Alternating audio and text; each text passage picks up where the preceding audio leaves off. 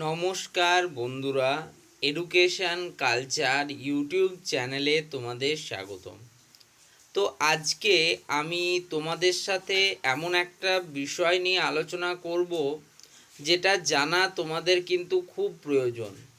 দেখো, ইতিমধ্যে আমি যদি বলি প্রায় তোমাদের ডিপ্লোমার ফার্স্ট এবং সেকেন্ড ইয়ারে অ্যাডমিশনের যে প্রসেস সেটা মোটামুটিভাবে কমপ্লিট হয়ে গিয়েছে। 6টা ফেজ কাউন্সিলিং এবং একটা স্পট কাউন্সিলিংয়ের মাধ্যমে প্রায় 90% স্টুডেন্ট যাদের কিন্তু গভর্নমেন্ট কলেজ পাওয়ার কথা তারা অলরেডি গভর্নমেন্ট কলেজ পেয়ে গিয়েছো এবং ডিপ্লোমার প্রথম এবং দ্বিতীয় বর্ষে অ্যাডমিশান নিয়ে নিয়েছো। তো ডিপ্লোমার প্রথম এবং দ্বিতীয় বর্ষে অ্যাডমিশান নেওয়ার পর প্রথমেই যে কাজগুলি তোমাদেরকে করতে হবে সেটা সম্বন্ধে তোমাদের কিন্তু আমি একটু ওয়াকিবহল করতে এলাম এই ভিডিওতে। এবং একই সাথে এই ভিডিওতে আমি তোমাদের বলবো যে ডিপ্লোমার ফার্স্ট ইয়ার তোমাদের কাছে এতটা ইম্পর্ট্যান্ট কেন। তো একদম প্রথম থেকে শুরু করি।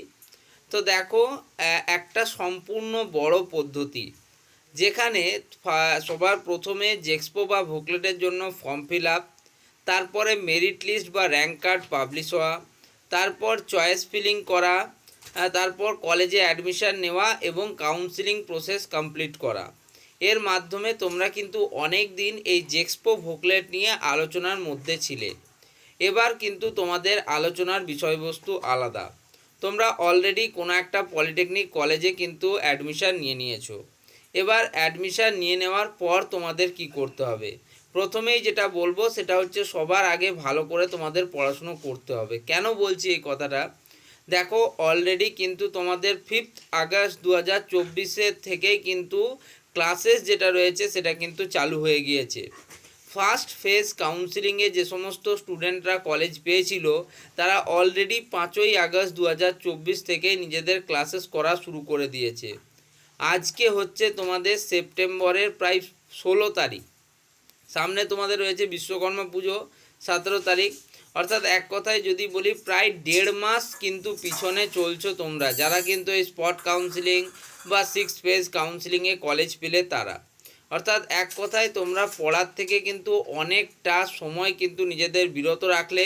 যদি আমি বলি তোমরা মাধ্যমিক পরীক্ষা তোমাদের পরীক্ষা শেষ হয়েছিল মোটামুটি মার্চ মাস করে, এবং তারপরে এই তোমাদের কিন্তু আবার সেপ্টেম্বর থেকে তোমাদের পড়াশোনা শুরু করা।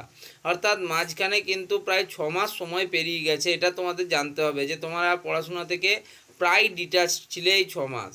এবার তাহলে তোমাদের কি করতে হবে? এই ডিপ্লোমা ইঞ্জিনিয়ারিংয়ে ওঠার পর সবার প্রথমেই তোমাকে জানতে হবে যে তুমি তোমার সিলেবাসটা কি রয়েছে সেটা তোমাকে সবার আগে থ্রু আউট করতে হবে। এখনই আমি কিন্তু মোস্ট ইম্পর্ট্যান্ট টপিক বা তোমাদের ভেরি ইম্পর্ট্যান্ট কোশ্চেন নিয়ে আলোচনা করব না। সবার আগে সিলেবাসটা থ্রু আউট করব যে আমাদেরকে এই বিষয়গুলো কিন্তু অধ্যয়ন করতে হবে। দেখো, আমাদের কিন্তু ডিপ্লোমা ইঞ্জিনিয়ারিংয়ে 2 ধরনের সাবজেক্ট থাকে, যেটা আমি আগেও বলেছি। একটা হচ্ছে থিওরি সাবজেক্ট এবং আরেকটা হচ্ছে আমাদের সেশনাল সাবজেক্ট বা প্র্যাকটিক্যাল সাবজেক্ট তোমরা বলতে পারো। এবার এই থিওরি রিলেটেড কিন্তু সবার প্রথমেই একদম সামনে তোমাদের যেটা আসছে সেটা হচ্ছে ইন্টারনাল এক্সামিনেশান। তুমি কবে কলেজে অ্যাডমিশান নিয়েছো সেটার উপর ইন্টারনালের কোনো প্রেসার পড়বে না। ইন্টারনাল স্যাররা চাইলে যবে মন কিন্তু নিতে পারেন। তো সেক্ষেত্রে তোমাদের কিন্তু তার জন্য বি প্রিপেয়ার্ড থাকতে হবে সব সময়। এরপর আমি তোমাদের বলবো যে এক্সামিনেশান স্কিম সম্বন্ধে সবার প্রথমে তোমাদেরকে জানতে হবে সিলেবাস সম্বন্ধে। তারপরে দ্বিতীয় নাম্বার হচ্ছে তুমি কোন বই ফলো করবে, তুমি বুকস কি পড়বে, বা তুমি কোন কোচিংয়ে পড়বে, বা তুমি কোন স্যারের কাছ থেকে ফ্রিতে ক্লাস করবে, সেটা সম্পূর্ণ তোমার ব্যাপার। তাহলে এটাকে আমি দ্বিতীয় প্রায়োরিটিতে রাখলাম। তৃতীয় প্রায়োরিটি হচ্ছে তোমাকে জানতে হবে মার্কিং সিস্টেম কি রয়েছে, অর্থাৎ কোন মার্কিং সিস্টেমের উপর ভিত্তি করে ডিপ্লোমা ইঞ্জিনিয়ারিং কাজ করে। এখানে তোমার জিপিএ হয় না এখানে পার্সেন্টেজ নাম্বারস হয়, কি হয় সেটা তোমাকে জানতে হবে। ঠিক আছে, তোমার ইন্টারনাল পরীক্ষা কীরকম হয়, এক্সটার্নাল কীরকম হয়, অ্যাসেসমেন্ট কাকে বলে, অ্যাসাইনমেন্ট কাকে বলে, এগুলো সম্বন্ধে তোমাকে ডিটেলসে জানতে হবে। তারপরেই তোমরা এক কথায় কিন্তু পুরোপুরিভাবে পরের প্রসেসগুলো জানতে পারবে। এবং তার সাথেই তোমাদের রয়েছে ডিপ্লোমা রেজিস্ট্রেশন। তো কিভাবে তোমাদের ডিপ্লোমা রেজিস্ট্রেশন করবে সেটা কিন্তু জানিয়ে দেবো এর পরের ভিডিওতে। তো যাই হোক, তোমাদেরকে আমি একটু করে সব বিষয় কিন্তু ক্লিয়ার করে দেবো। তাই তোমাদেরকে কিন্তু বলবো এই চ্যানেলের সাথে তোমরা যুক্ত থাকে। এবার আসি যে ডিপ্লোমার ফার্স্ট ইয়ার এতটা গুরুত্বপূর্ণ কেন। তো দেখো ডিপ্লোমার ফার্স্ট ইয়ার সব থেকে বেশি গুরুত্বপূর্ণ এই কারণের জন্য, কারণ দেখো হায়ার ম্যাথামেটিক্স, তোমরা যারা মাধ্যমিক পাস করে করেই ডিপ্লোমা ইঞ্জিনিয়ারিংয়ে অ্যাডমিশান নিয়েছো তাদেরকে আমি একটা কথা বলবো যে তাদের ক্ষেত্রে দেখো যে সমস্যাটা তোমাদেরকে ফেস করতে হবে সেটা হচ্ছে তোমরা কিন্তু হাই স্কুল ম্যাথামেটিক্স বা এইচএস ম্যাথামেটিক্স, তোমাদের ফিজিক্স কেমিস্ট্রি এই সাবজেক্টগুলো পড়তে হবে। তোমরা আগে কিন্তু ফিজিক্যাল সায়েন্স লাইফ সায়েন্স এগুলো পড়েছো, ম্যাথস করেছো, কিন্তু তোমাকে একটা জিনিস জানিয়ে রাখি, ক্লাস 10th লেভেলের ম্যাথস এবং ইঞ্জিনিয়ারিংয়ের ম্যাথসের মধ্যে কিন্তু আকাশ পাতাল তফাৎ রয়েছে।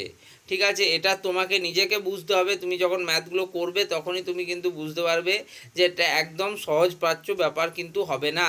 তো তার জন্য তোমাকে আমার চ্যানেল ফলো করতে হবে, যেখানে কিন্তু রেগুলার ম্যাথসের আপডেট দেওয়া হবে তোমাদের। এই চ্যানেলে আমি কিন্তু সাজেশন প্রোভাইড করব এবং আমার আরেকটা চ্যানেল রয়েছে ইজি লার্নিংস, তোমরা সেই চ্যানেলটিকে সাবস্ক্রাইব করে নিও। সেই চ্যানেলে কিন্তু আমি তোমাদের আরও ডিটেলসে ক্লাসেস করাবো, সেখানে মাস ক্লাসেস হবে, প্রত্যেকটা বিষয়ের উপর কিন্তু ক্লাসেস তোমরা পাবে। তো এর উপর নির্ভর করে আমি তোমাদের বলবো যে ম্যাথস ফিজিক্স এবং কেমিস্ট্রি এই সাবজেক্টগুলোর কিন্তু আটমোস্ট ইম্পর্টেন্স রয়েছে ইঞ্জিনিয়ারিংয়ের ক্ষেত্রে। তুমি পরবর্তীকালে বিটেক করো, এমটেক করো, পিএইচডি করো, যাই করো না কেন সেখানেও তোমার কিন্তু এটা লাগবে। এবার যারা 10th থেকে এসছো তাদের ক্ষেত্রে এটা একটু প্রথম দিকে টাফ মনে হতে পারে, বাট যত তুমি ফ্যামিলিয়ার হতে থাকবে সাবজেক্টগুলোর সাথে তত কিন্তু তোমাকে সাবজেক্টগুলো ভালো লাগবে এবং তোমরা খুব ভালো একটা জিপিএ স্কোর করতে পারবে। দেখো প্রথমেই যদি তোমার জিপিএ ভালো থাকে ফার্স্ট সেমিস্টার থেকে, তাহলে পরবর্তীকালে কিন্তু তোমাকে কোনো রকম কোনো সমস্যায় পড়তে হবে না। আরও অনেক কিছু আছে যেটা কিন্তু আমি তোমাদের এই 3 বছরে তোমাদেরকে আরও ডিটেলসে ক্লিয়ার করে দেবো।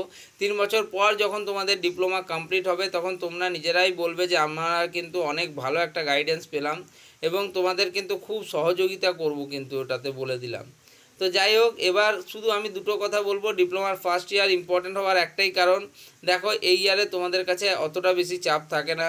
যারা অলরেডি ক্লাস 12 পাস করে তারপরে যে এক্সপোজ থ্রুতে ফার্স্ট ইয়ারে অ্যাডমিশান নিয়েছো তাদের তো মানে এক কথায় সোনাই সোহাগা, তাদের কিন্তু অনেক কিছু তারা অলরেডি লার্ন করে এসছো প্রিভিয়াস ক্লাসেসগুলি থেকে, ইয়ারগুলি থেকে, ফলে তাদের ক্ষেত্রে বিষয়টা আরও সুবিধাজনক হবে। তো এই সময় তুমি কিন্তু ক্রিয়েটিভ কিছু করতে পারো এবং এটাই আমি তোমাদের বলবো যে এটাই তোমাদের বেস্ট সময়। বা তোমরা যদি ভাবছো যে পরবর্তীকালে জিলেট এক্সামের থ্রুতে তোমাদের ইঞ্জিনিয়ারিং করার ইচ্ছা আছে, তো তোমরা তার প্রিপারেশান এখনই নিতে পারো, যেহেতু ফিজিক্স কেমিস্ট্রি এবং ম্যাথামেটিক্স তোমাদের কিন্তু জিলেটেও থাকবে।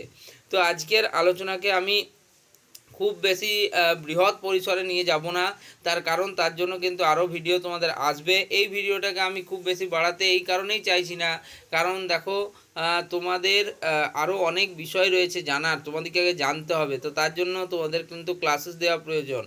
তো এইভাবেই কিন্তু আমি তোমাদের সাথে থাকছি, পাশে থাকছি, সবসময় পাবে। এই ভিডিওটা এখানেই শেষ করলাম, ধন্যবাদ।